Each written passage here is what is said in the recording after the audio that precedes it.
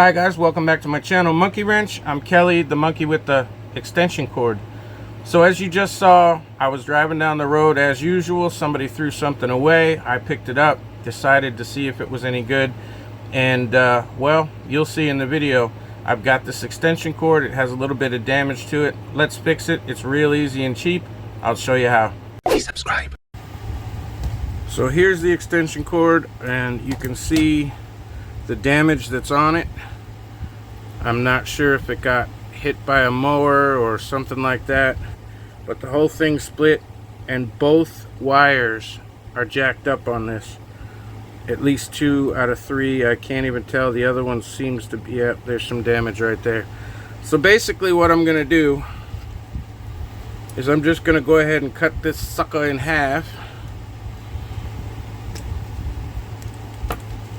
And you can actually use scissors too.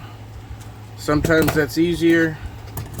I've got a nice big old pair of scissors right here, and you can cut right through there. Now, the next thing I'm gonna do is just kind of pull this back. I've got a flat razor here. I'm gonna just gently slice through the casing. Don't push too hard, because you don't want to cut into the wire somewhere else, but just give yourself a little bit of room. Easy enough. Now I'm going to cut out the bad spots, and what I want is, I hate it when you have several different length wires, so I'm just checking the wire on this side, and I think I pretty much cut right across the damage, so I'm just going to even them up. Now I'm going to strip them. And in this case, I strip them a little bit long, and I'll show you why. Just strip it. Somebody threw this dang thing away. It's ridiculous. Now, granted, it was dangerous to use the way it was.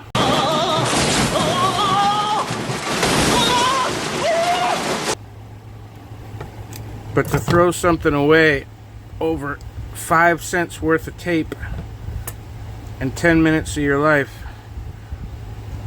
and go and looking at these on the big box store sites, these triple plug ends, they're like 30 bucks a piece. So then I just give the ends a twist. They're all the same length. Easy enough. Now let me do the other side off camera. Now some people will argue, I don't care. I usually cut off the extra casing. Now I've got all my wires bare, and you see that I have them a little bit long. In fact, I don't feel like this one is long enough.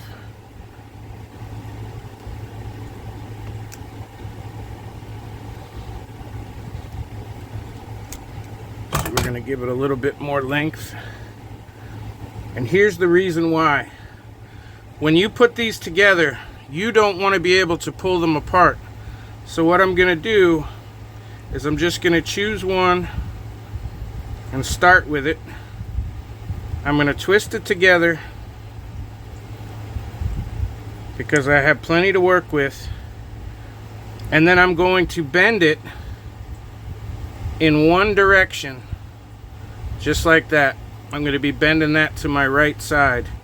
Now I'm going to take my tape, and you have to put tape in between each one to make sure that it's insulated.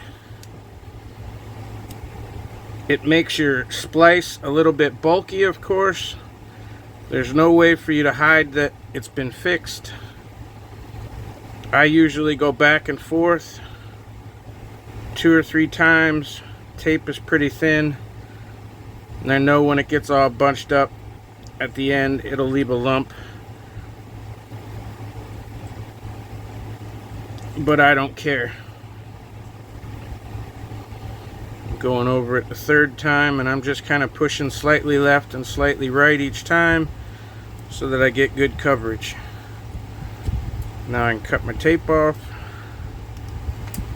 Now that's one. Now remember, when I put them together, I twisted that one to the right. So now the next one that I do,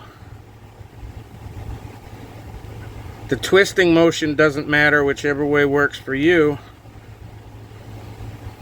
But this time I'm going to push this to the left. And what that does is it makes a hook like this. So you push it one side and it hooks that way. And then when you push it the opposite side, it hooks that way. And now if you pull on this cord, you have one can pull that way and one can pull that way. And it makes your bond so much stronger. So I pushed it to the left. The first one went to the right. The second one went to the left. And that just adds strength. Now I've seen people try to insulate these individually and try to get tape in between the two wires. I don't do that. The first one is insulated. I'm going to tape the second one right to it.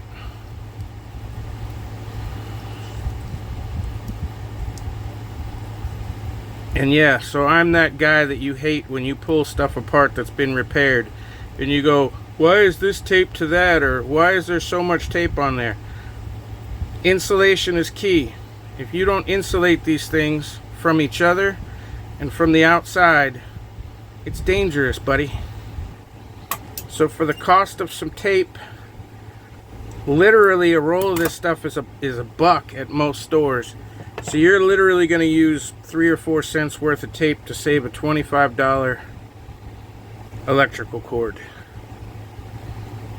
So now you just take the last two, put them together,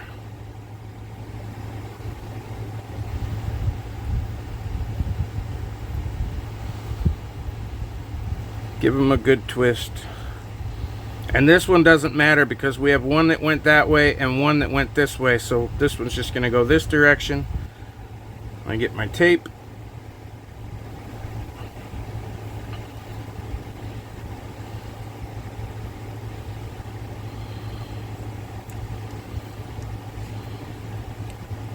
And this time, I'm going to go well past our repair. And I'm going to come back. And because this is the outside, and it's also insulating, remember one wire, you can touch one wire. It's never a good thing to touch any electrical wires. But it's completely insulated at this point.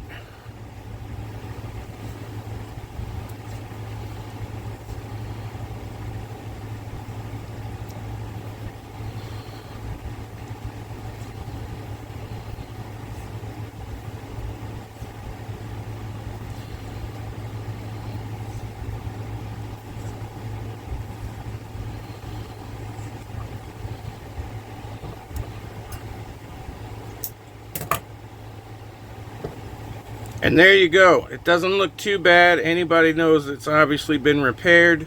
But now I have saved this extension cord that someone threw away.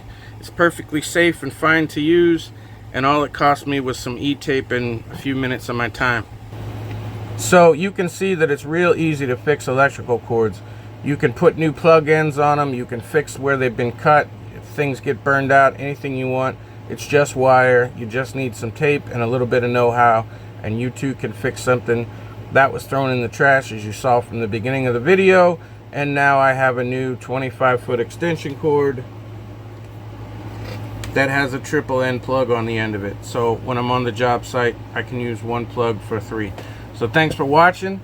Hit the like button, hit the subscribe button on your way out. It's somewhere between my chin and my balls, and I'll see you soon.